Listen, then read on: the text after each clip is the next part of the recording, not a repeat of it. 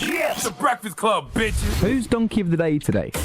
Donkey of the Day for Wednesday, June 10th goes to New York Police Union President Mike O'Mara.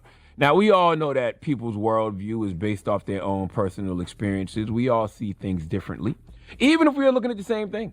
We all feel things differently, even if we are experiencing the same thing. We all hear and comprehend things differently, even if we are listening to the same thing. That's just the world we live in.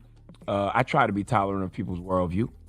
No, tolerant isn't the right word. I try to be indifferent about people's worldview. I strive, keyword strive, because I definitely don't always get that right. I strive to be indifferent of people's worldview, because unless someone's worldview is actually dangerous to my and others' existence, I don't feel the need to challenge it. That's just how they feel. That's just how they see things. There lies the problem with a lot of folks, though. You know, worldviews are dangerous. A lot of folks' worldview actually causes harm and danger to others. And that's exactly where we are with Mike O'Mara. Now, of course, you know, it's been protests in New York City in regards to the death of George Floyd. NYPD has a long history of police brutality and police killings. Sean Bell, Amadou Diallo, Eric Garner, just to name a few. You got cops like Francisco Garcia. Do y'all remember him?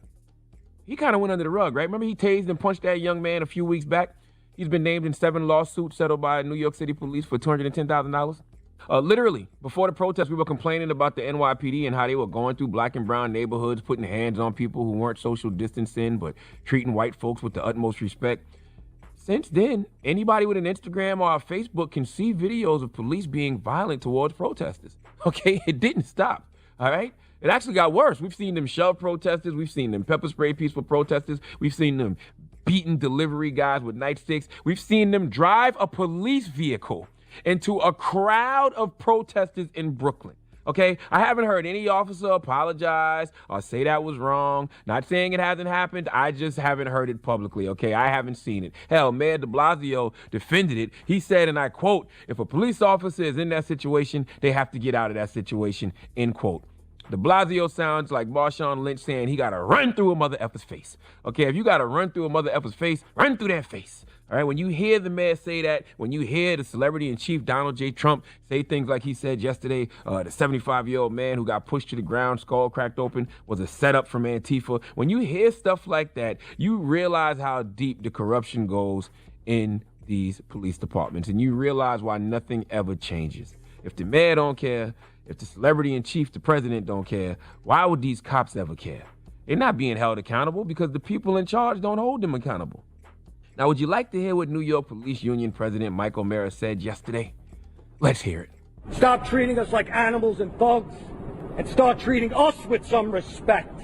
We've been left out of the conversation. We've been vilified. It's disgusting. Trying to make us embarrassed of our profession. 375 million interactions. Overwhelmingly positive. Nobody talks about all the police officers that were killed in the last week in the United States of America, and there were a number of them. We don't condone Minneapolis. We roundly reject what he did as disgusting. It's not what we do. It's not what police officers do. Our legislators abandoned us. The press is vilifying us. Well, you know what, guys? I'm proud to be a cop, and I'm going to continue to be proud to be a cop until the day I retire. O'Mara said police officers have been left out of the discussion. No, you guys are the discussion. All right, this is actually all about you and the way you treat citizens of this country. In fact, if police weren't out here killing unarmed black and brown folks, killing unarmed white folks, if they weren't out here pushing 75-year-old men to the ground and slamming women on their faces in mall parking lots, then we wouldn't be here. Okay, Mike, have you seen the same videos I've seen? I'm starting to think there really is a whole different Instagram and Twitter I don't have access to, because you want people to stop treating cops like animals and thugs, when the reality is y'all the ones acting like the animals and thugs. You want people to start treating cops with some respect. Well, respect is a two-way street. If you want to get it, you've got to give it. Okay, I believe in that quote, but not in regards to the police, because you can listen to the police, be courteous to the police, be respectful to the police, and cops will still be the holes of an ass.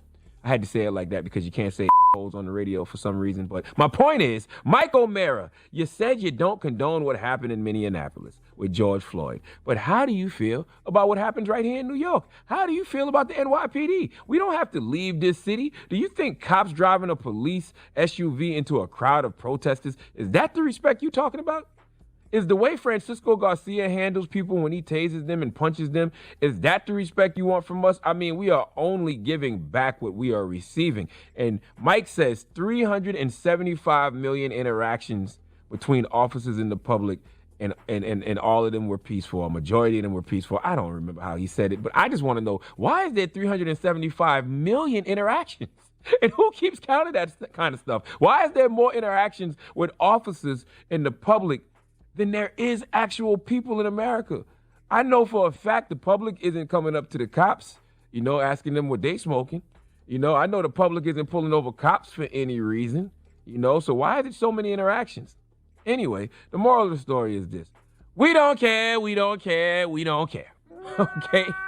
Y'all gonna stop killing people and beating people up for no reason. We are going to continue to push for legislation like the Justice and Policing Act of 2020 that bans the type of chokeholds that killed George Floyd, that bans no-knock warrants in drug cases so the likelihood of situations like the ones that killed Breonna Taylor don't happen. New York passed the Eric Garner Anti-Chokehold Act, making it a felony to injure or kill using a chokehold like the one that killed Eric Garner. We are going to continue to push for those types of things. And if that is what you call treating cops like thugs and animals, if that's what you call treating cops with no respect, then so be it. Okay, if you can live with cops like Francisco Garcia, if you can live with cops driving trucks through crowds of peaceful protesters, then we the people can live with you being mad simply because, finally, for the first time ever that I can remember, cops are being held accountable for their BS. Please let Remy Ma give New York Police Union President Mike O'Mara the biggest hee-haw. Hee-haw, hee-haw, you stupid motherfucker, are you dumb? All right. Well, thank you for that donkey today, Charlamagne. Donkey Today is brought to you by the law office of Michael S. Lamonsoff. Don't be a donkey. Dial pound 250 on your cell and say the bull if you've been hurt in a construction accident. That's pound 250 from your cell and say the bull.